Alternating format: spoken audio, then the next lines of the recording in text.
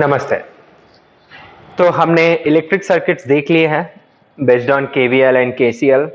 ठीक है, grouping of batteries भी हमने पढ़ लिया है। तो अब हम बात करने वाले हैं resistance capacitance circuits known as RC circuits.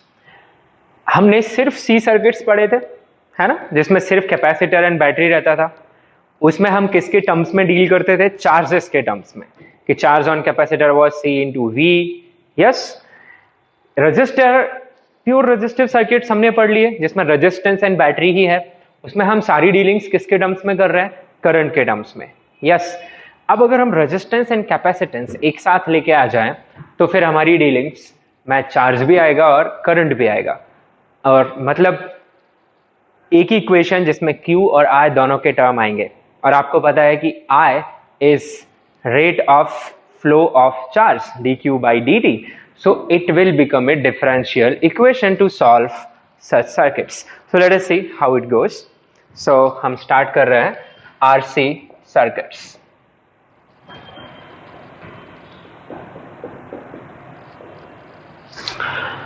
देखिए, हम बात कर रहे हैं सीरीज RC सर्किट्स,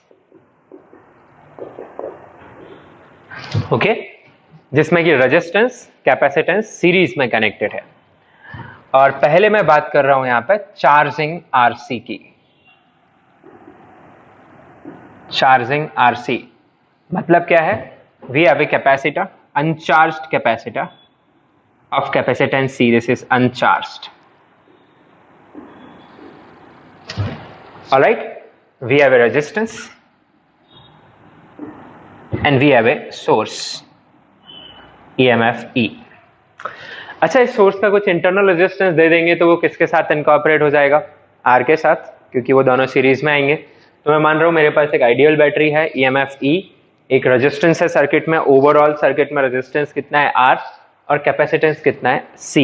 बट जो इंपॉर्टेंट टर्म है वो है कि हमारा कैपेसिटर अनचार्ज्ड है और ये तीनों एलिमेंट मैं कनेक्ट करने जा रहा हूं इन सीरीज। तो कैसे भी कनेक्ट कर दो आप, पहले R या पहले C, कुछ फर्क नहीं पड़ता। एंड बैटरी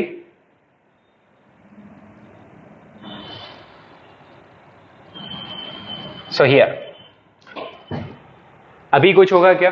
स्विच ओपन है तो कुछ भी नहीं होगा, ठीक है।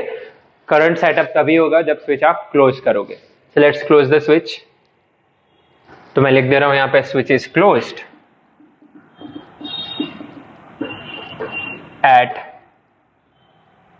t equal to 0. Okay, so what will happen? Let at t equal to t, charge on capacitor is equal to Q and current in circuit is equal to I. मतलब किसी पर्टिकुलर टाइम पे जो charge capacitor को मिला है वो Q है, plus Q minus Q, and circuit में उस टाइम पे करंट कितना है? I.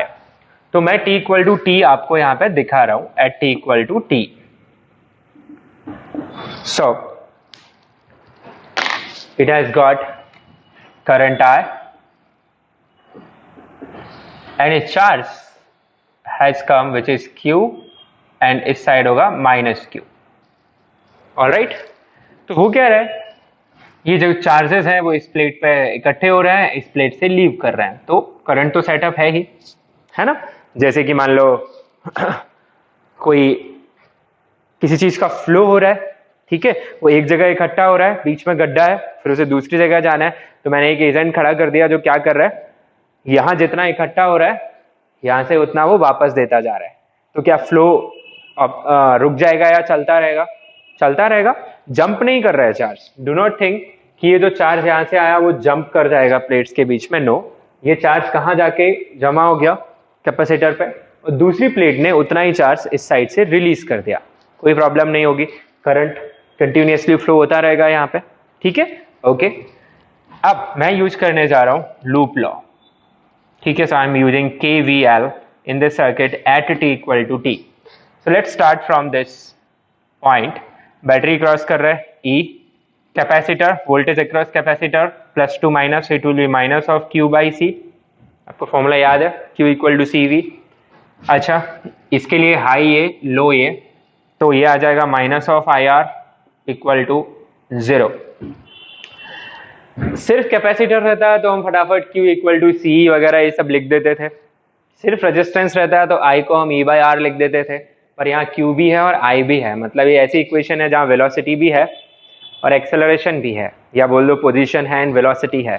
तो अब क्या करना पड़ेगा आपको, you need to write put I is d q by d t. अब देखिए मैं plus of d q by d t यहाँ लिख रहा हूं क्योंकि क्यू जो है वो इंक्रीज कर रहा है। टी इक्वल टू 0 पे कोई चार्ज नहीं था, धीरे धीरे चार्ज बढ़ता जा रहा है कैपेसिटर पे। Okay, so q is increasing, इसलिए d q by d t positive है और मैं इसे सीधा I equal to d q by d t लिख दे रहा हूं। बाई चांस आपका ऐसा सर्किट मिलता है जहां चार्ज डिक्रीज कर रहा है टाइम के साथ, तो आप उतना ध्यान रखेंगे कि वहां क्या रखेंगे, I equal to minus of d q by d t.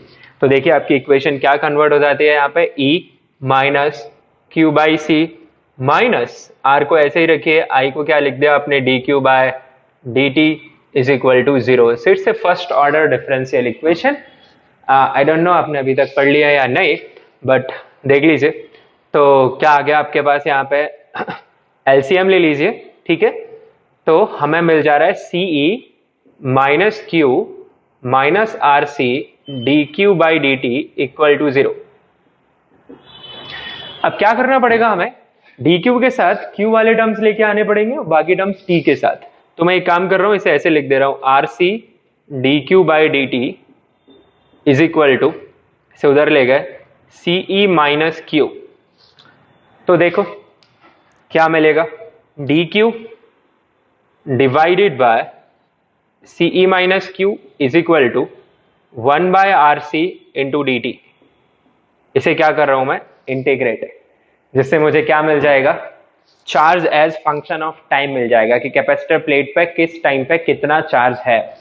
तो t equal to 0, what is charge on the capacitor plate, it is 0. At t equal to t, what is charge on the capacitor plate, I am considering it as q only. So see what we get after solving this equation. तो आपको ये solve करना अब तो आता ही है। तो यहाँ पे एक माइनस आ जाएगा, ln of CE minus q limit from 0 to q, q is variable, is equal to 1 by R C, और यहाँ पे t limit from 0 to t, minus उधर भेज दीजिए। तो ये मिल गया आपको ln of CE minus q minus ln of CE is equal to, हमने लिमिट पुट की है q की, is equal to minus of t by R C.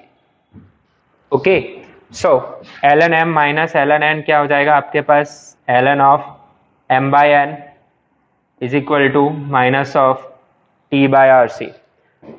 तो अब मुझे q एक्सप्रेस करना है फंक्शन ऑफ t, तो क्या होगा,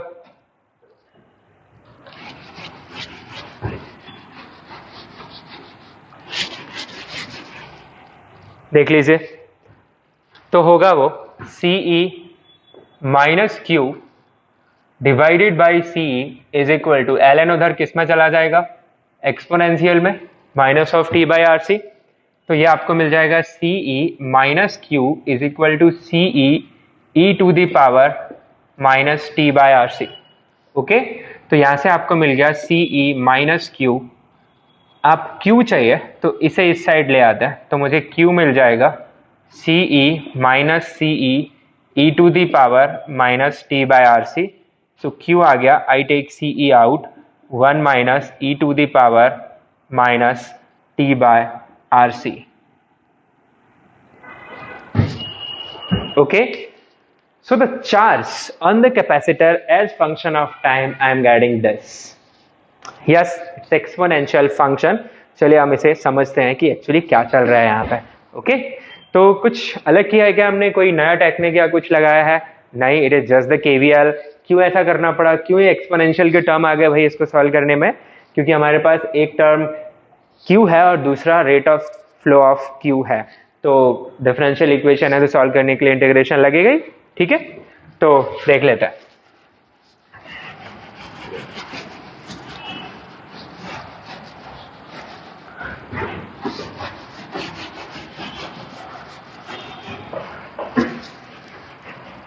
so let us understand this particular term here कि ये टर्म कैसे बिहेव कर रहा है. सो एट t इक्वल टू 0, आप देखिए एट t इक्वल टू 0 मतलब just after closing the switch, इसे अपन ये भी बोलते हैं जस्ट आफ्टर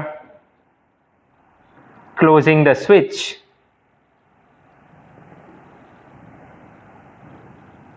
क्या मिल रहा है आपको? जो चार्ज है कैपेसिटर के ऊपर वो 0 है. e की power 0 1 1 minus 1 0, so charge is 0. All right, how much is the voltage then? Voltage on capacitor, it is q by c. If charge is 0 then voltage is 0. ठीक है भाई. तो t इक्वल टू 0 पे इसके across voltage 0 है ना, element तो है ही. तो वोल्टेज 0 होने का मतलब ये कंडक्टिंग वायर के जैसे बिहेव कर रहा है कि नहीं, जस्ट आफ्टर क्लोजिंग द की. बिकॉज इसके अक्रॉस कोई ड्रॉप ही नहीं हो रहा है, कोई वोल्टेज ड्रॉप नहीं हो रहा है, 0 वोल्टेज ड्रॉप है. यस, तो सारा का सारा ड्रॉप किसके अक्रॉस हो रहा होगा फिर उस टाइम पे? रेजिस्टेंस के अक्रॉस, क्योंकि केवीएल तो गलत नहीं हो सकता ना. बैटरी का वोल्टेज ई है, बैटरी तो ई वोल्टेज मेंटेन करेगी, तो फिर ई किसके अक्रॉस आ रहा होगा? रेजिस्टेंस के अक्रॉस. तो रेजिस्टेंस का voltage just after closing the switch कितना आएगा? Equal to EMF of the battery. Current कितना आएगा? V equal to IR. So current just after closing the this switch must be equal to what? E divided by R. Let's verify it. What is current after all I have? Is dq by dt. Let us differentiate this equation to get the current here. तो चलिए इसे कर लेते हैं differentiate. तो क्या आ रहा है मेरे पास? Current I is equal to CE as it is, 1 का डिफरेंशिएशन 0 माइनस E की पावर का डिफरेंशिएशन वही आता है minus of T by RC, but साथ में माइनस T बाई RC का डिफरेंशिएशन माइनस 1 बाई RC आ गया. तो अपने को मिल गया current minus minus plus, C से C कैंसिल हो जाएगा, तो मुझे मिल रहा है E by R E to the power minus T by RC. This is current as function of time. तो जो मैं बात कर रहा था क्या वो सही है? At t equal to 0 the same यहां पे means just after closing the key, what is current? E by R. So try to understand this idea here. Just after closing the key, capacitor के across voltage 0 है. सारा का सारा voltage किसके across है? सारा का सारा वोल्टेज रजिस्टर के अक्रॉस है. Voltage across resistance is I into R. यही होता है ना? And at t equal to 0, what is I? Is E by R. So how much is this VR at t equal to 0?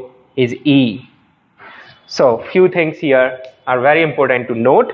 At t equal to 0, capacitor के across voltage 0 है. सारा voltage किसके across है? Register के across है. Current कितना flow हो रहा है? E by R. E by R current कब फ्लो होता? जब ये सर्किट कुछ इस तरीके का रहता. अगर ये सर्किट होता E एंड R, तो इसमें कितना करंट फ्लो हो रहा होता भाई? E by R. पर ये E by R हमेशा फ्लो हो रहा होता जब तक कि बैटरी की सारी केमिकल एनर्जी हीट में कन्वर्ट ना हो जाती. पर यहां ऐसा नहीं हो रहा है. यहां पे जस्ट आपने स्विच क्लोज किया, उस टाइम पे करंट E by R है. अब जैसे जैसे टाइम बढ़ेगा वैसे वैसे Q बढ़ेगा, वैसे वैसे VC बढ़ेगा, और वैसे वैसे VR कम होता जाएगा, क्योंकि VC प्लस VR हर टाइम पे किसके इक्वल आना चाहिए? E के equal, as per the loop law. Okay, so here's a very important point to note here, right? Just after closing the key,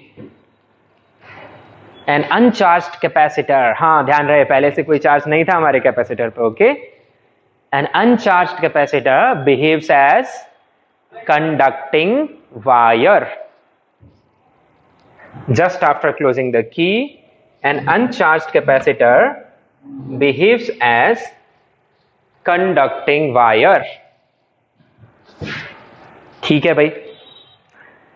अब कुछ ग्राफ्स बना लेते हैं हम यहाँ पे. Let us plot few graphs here.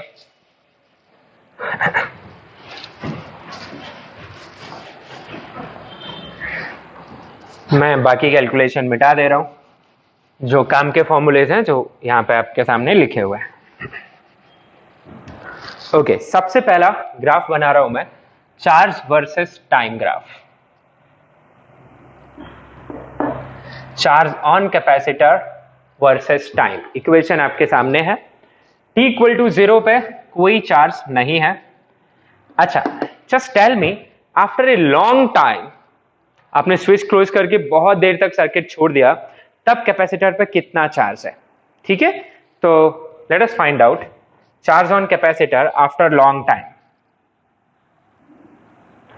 So I am writing here charge on capacitor after long time after closing the switch। ठीक है, क्लोजिंग द स्विच मतलब स्विच ऑन किया है। सो मतलब t टेंडिंग टू इनफाइनाइट में q किधर approach कर रहा है। This is the mathematics here कि अगर मैं टाइम को इनफाइनाइट टेंड करा दूं तो मेरा q कितना होगा। तो t को आप इनफाइनाइट रखिए तो e की power minus infinite will tend to zero ना, 1 बाई ई की पावर इनफाइनाइट, ये टर्म जीरो की तरफ जाएगा। तो क्या चार्ज किधर अप्रोच कर रहा है आपका, सीई की तरफ। करंट की बात कर लेते हैं, ये e की power minus t by R C, t infinite, e की power minus infinite will tend towards zero, so current will tend towards zero. Okay, so ये भी बात आप यहां समझ लीजिए, after a long time means t tending to infinite, I is tending to zero। चलो भाई अच्छी बात है। अब अगर चार्ज टेंड कर रहा है C की तरफ तो VC किसकी तरफ टेंड करेगा, voltage across capacitor is Q by C, किसकी तरफ टेंड करेगा, E की तरफ। करंट टेंड कर रहा है जीरो की तरफ तो VR किसकी तरफ टेंड करेगा, जीरो की तरफ। कहानी उल्टी हो गई कि नहीं। Just after closing the switch सारा वोल्टेज रेजिस्टेंस के अक्रॉस था, और आफ्टर ए लॉन्ग टाइम सारा वोल्टेज कैपेसिटर के अक्रॉस है, रेजिस्टेंस के अक्रॉस कोई वोल्टेज नहीं है। सर्किट में करंट भी ऑलमोस्ट क्या हो गया है, zero. So how the graph will look like after a long time we are getting CE amount of charge, or this is the maximum charge Q max you can write on the capacitor here, and graph कैसा रहेगा, it will be like this, it will approach this number in long run. तो ये आपका graph है, ठीक है, exponentially increasing graph here, 1 minus e to the power minus t by R C.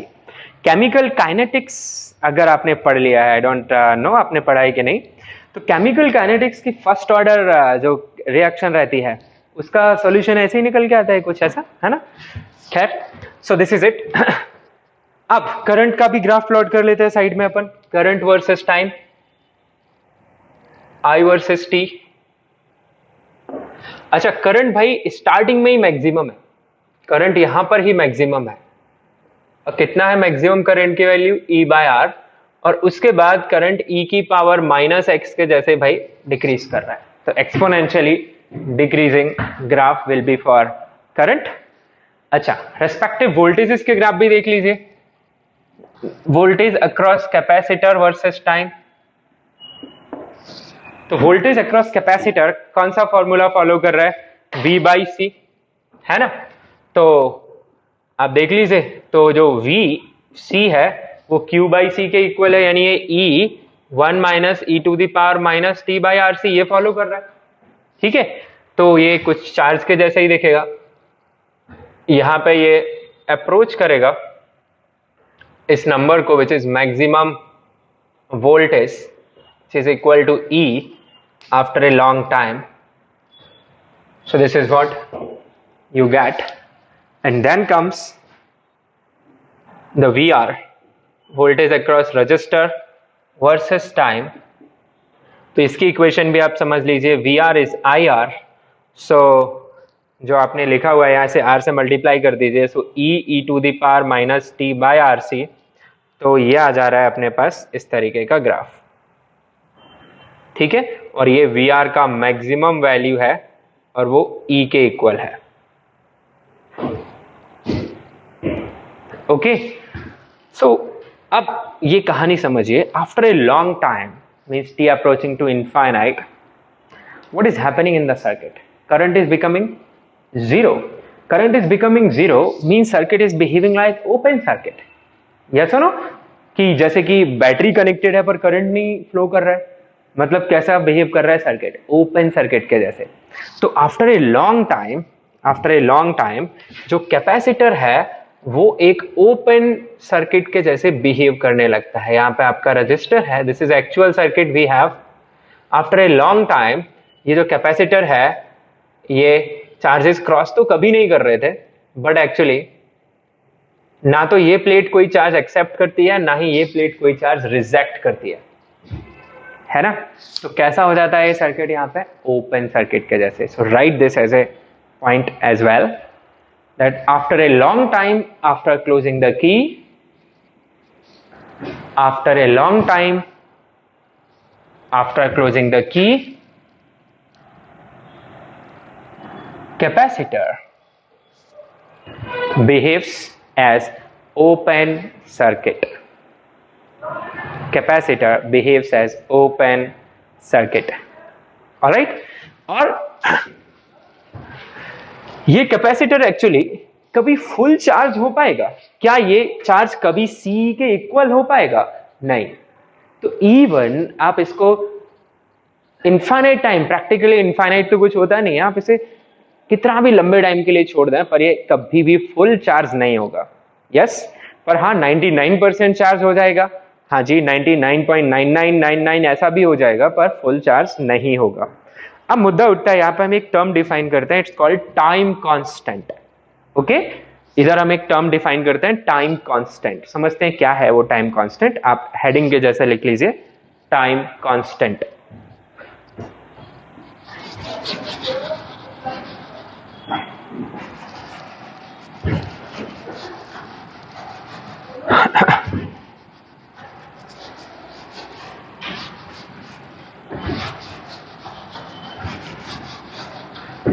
तो इसके बारे में लिखेंगे, दिस आरसी जो टर्म दिख रहा है, देखिए आपको जो आरसी टर्म दिख रहा है इसकी डायमेंशन किसके जैसी होनी चाहिए? डायमेंशन एनालिसिस की बात करें तो आरसी की डायमेंशन टाइम के जैसी होनी चाहिए, एक्सपोनेंशियल फंक्शन का इनपुट डायमेंशनलेस होना चाहिए। तो यही जो आरसी टर्म है यही आपका टाइम कांस्टेंट कहलाता है यहाँ पे। ठीक है, टेक्निकल टर्म है, इसे ही क्यों टाइम कांस्टेंट बोलते हैं, ये कोई लॉजिकल क्वेश्चन नहीं है, इसे टाइम कांस्टेंट बोला जाता है। तो टाइम कांस्टेंट इसे रिप्रेजेंट करते हैं टाउ से, और ये किसके इक्वल होता है? R इंटू सी के इक्वल होता है। तो आप ये इक्वेशंस ऐसे भी ध्यान रख सकते हैं, Q is equal to this C is the maximum charge, जिसे मैं Q नॉट लिख सकता हूं here, Q naught is maximum charge, 1 minus e to the power minus t by tau, and I is equal to I naught e to the power minus t by tau। तो ये equation आप ऐसे भी ध्यान रख सकते हैं, where Q naught is maximum charge and I naught is maximum current, but maximum charge और maximum current सेम इंस्टेंट पे नहीं होते। ठीक है, अच्छी बात। अब लेट अस सी कि इन वन टाइम कांस्टेंट ये कैपेसिटर कितने % चार्ज हो जाएगा। Okay, let us check that. So put t equal to tau and solve for Q. Let's see. So Q comes out to be, इसका maximum charge CE है, जैसे मैंने Q naught लिख दिया, आप यहां लिख लीजिए here Q naught represent maximum charge on capacitor and I naught is maximum current through capacitor. Capacitor या मैक्सिमम करंट इन सर्किट ही लिख सकते हैं आप। ओके, अच्छा, here Q equals to Q naught 1 minus e to the power minus t की जगह tau, नीचे भी tau, cancel, so I am getting this Q किस टाइम पे? t इक्वल टू टाउ पे, Q naught 1 minus 1 by e। e आपको पता है कितना होता है? 2.71 ऐसा कुछ होता है।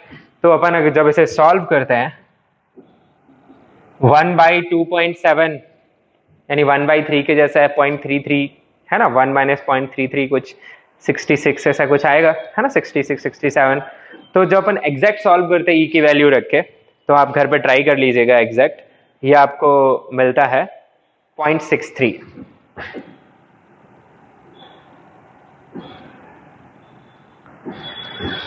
सो इन वन टाइम कांस्टेंट कितना चार्ज आ जाता है आपके पास? 0.63 times Q not. Yes, Q not is the maximum charge. तो कितना परसेंट चार्ज हो गया ये भाई? परसेंट चार्ज वो आप कैसे लिखोगे? Charge divided by maximum into 100। तो चार्ज कितना आ गया आपके पास? 0.63, यानी कितना परसेंट चार्ज आ गया? 63%। तो टाइम कांस्टेंट की ये भी डेफिनेशन है, आपको बुक्स में देखने को मिल जाएगी कि टाइम कांस्टेंट वो टाइम होता है जिसमें कैपेसिटर कितना चार्ज हो जाता है? 63% चार्ज हो जाता है। ओके, अच्छा करंट के लिए भी चेक कर लो भाई, एक टाइम कांस्टेंट में करंट कितना कम या कितना ज्यादा हो रहा है? करंट तो कम हो रहा है भाई, देख लीजिए at t equal to tau what is happening with the current.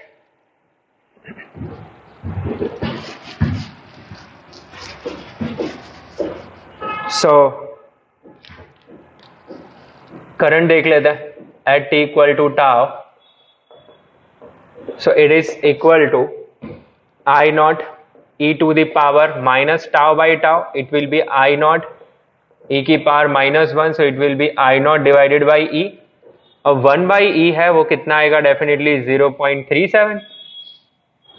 सही बात है ना, ये अगर 0.63 आ रहा है तो फिर वो 0.37 आएगा, तो 0.37 टाइम्स I naught। मतलब क्या हो गया कि करंट कितने परसेंट बच गया? मतलब उस टाइम पे जो करंट है वो मैक्सिमम का कितना परसेंट है? 37%, 37%। यस, तो करंट चेंज कितने से हो गया भाई? कितने से हो गया? पहले आई नोट था और अब कितना है? 0.37 आई नोट। तो चेंज कितने से हो गया? 0.63 आई नोट से। तो टाइम कांस्टेंट वो इंटरवल है जिसमें कि करंट कितने अमाउंट से डिक्रीज कर जाता है? 63% से डिक्रीज कर जाता है, और चार्ज 63% से इंक्रीज कर जाता है, क्योंकि पहले कोई चार्ज नहीं था, जीरो था, और बाद में चार्ज कितना है आपके पास? 0.63 टाइम्स मैक्सिमम है। तो आप यहां भी छाप सकते हैं, ठीक है, ये बात भी लिख लीजिए कि time constant is the interval in which capacitor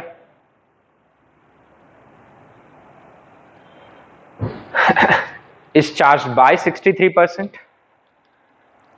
charged by 63%, और current decreases by 63%, current decreases by 63%, bracket में लिख सकते हो, और becomes 37% of definitely the maximum value। अच्छा, तो यहां दिखा देते हैं अपन। तो ये अगर आपका टाइम कांस्टेंट है, दिस इज टाउ, तो इसके करस्पॉन्डिंग आपको जो चार्ज मिलेगा वो कितना मिलेगा? 0.63 क्यू नॉट। मैक्सिमम को अगर मैं क्यू नॉट लिख दूं, ठीक है, सो दिस इज क्यू मैक्स, इसे मैं क्यू नॉट से रिप्रेजेंट कर दूं तो ये 0.63 क्यू नॉट मिलेगा। यहां पर भी in one time constant, say this is the one time constant tau, और यहां पे आपको जो करंट मिलेगा वो कितना मिलेगा? 0.37 यानी 37 I नॉट। ठीक है, all right. Now let us understand the heat produced. ठीक है, heat produced in charging this capacitor. तो अगर मैं आपसे बात करूं कि हमने जो कैपेसिटर चैप्टर में सर्किट्स पढ़े हैं, क्या वो सर्किट्स बनाना पॉसिबल है? आप अगर एक्सपेरिमेंट करें फिजिक्स के लैबोरेटरी में, क्या आप वो सर्किट बना सकते हैं जिसमें सिर्फ कैपेसिटेंस और बैटरी हो? नो। अरे भाई, वायर्स वगैरह कनेक्ट करेंगे कि नहीं अपन? कितना भी अच्छा कंडक्टर हो, कुछ तो रेजिस्टेंस होगा, बैटरी का कुछ इंटरनल रेजिस्टेंस होगा। तो सिर्फ कैपेसिटर सर्किट्स थ्योरेटिकल है, ठीक है, वो पॉसिबल नहीं है। पर आरसी सर्किट्स रियलिटी है। आप कोई भी कैपेसिटर और बैटरी जोड़ेंगे तो भी वो कैसा ही सर्किट बनेगा आपका? RC circuit. Okay, so this is what happens in reality. अब आपको एक बात बताता हूं कि आरसी का जो वैल्यू है वो किस ऑर्डर का होता है। ठीक है, समझिए, कैपेसिटेंस जनरली माइक्रोफैराड के ऑर्डर के होते हैं, है ना, क्योंकि कूलोम एक बहुत बड़ी यूनिट है। आपने अगर 10 वोल्ट की बैटरी लगा दी एक कैपेसिटर पे, और अगर उसकी कैपेसिटी 1 फैराड हुई तो उस पर कितना चार्ज आ जाएगा? 10 coulomb. And you understand 10 coulomb is a very great amount of charge. तो इन जनरल जो कैपेसिटेंस होते हैं, आप उस चैप्टर में देखे भी हैं, किस ऑर्डर में रहते हैं? माइक्रो फैराड में। अच्छा, जो रेजिस्टेंस है, रेजिस्टेंस आप किलो ओम में रख लीजिए, है ना, थाउजेंड्स ऑफ ओम रेजिस्टेंस ले लीजिए जनरली। तो आपका जो आरसी है मोस्ट ऑफ द टाइम वो किस में आ जाएगा? मिली सेकेंड्स में। मल्टीप्लाई कर लीजिए आप, सही बात। अगर आपने रेजिस्टेंस ओम में ले लिया तो फिर माइक्रो सेकेंड्स में। अब आप सोचो कि रियलिटी में अगर मैं फिजिक्स लेबोरेटरी में बैठ के एक्सपेरिमेंट कर रहा हूं, तो मैं तो जैसे ही स्विच क्लोज करूंगा, पलक झपकते ही वो तो पूरा चार्ज हो जाएगा। पूरे से मतलब है ऑलमोस्ट फुल चार्ज हो जाएगा, क्योंकि उसका टाइम कांस्टेंट कितना है भाई? मिली सेकेंड्स में है ना। तो एक सेकेंड में भी कितने मिली सेकेंड हो गए? How many seconds milliseconds are there in 1 second? 1000 millisecond. तो ऐसे 1000 इंटरवल निकल जाएंगे जिसपे वो कितना कितना चार्ज हो रहा होगा? 63% ऑफ इट्स इनिशियल वैल्यू। तो भाई ऑलमोस्ट चार्ज हो गया ना वो एक सेकेंड के अंदर ही। तो अपने को क्या लगेगा कि मैंने जैसे ही स्विच क्लोज किया खट से ये चार्ज हो गया। और मैं अगर वहां पे एमीटर लगा दूं, मैं आपको पढ़ाऊंगा एमीटर, करंट मेजर करते हैं, तो आपका एमीटर क्या करेगा? जस्ट उसकी नीडल फ्लिक करेगी, खट से बंद, क्योंकि जैसे कैपेसिटर फुल चार्ज हो गया, करंट किधर अप्रोच करेगा? जीरो की तरफ। ठीक है, तो ये नंबर प्रैक्टिकली इतना छोटा है कि आप आंखों से फील भी नहीं कर पाएंगे कि ये सच में इस तरीके से वेरी कर रहा है। आपको तो कैसे ही लगेगा? You connected the battery of 10 volt, how much is the charge on the capacitor? 10 into C, and you will see it's very good. But सच में अगर आप टाइम का एनालिसिस करेंगे तो ये बहुत छोटा टाइम है, पर सच में हो ये रहा है। Okay, alright.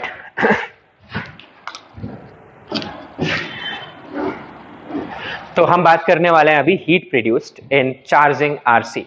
So see how much heat is produced in charging a capacitor. देखिए,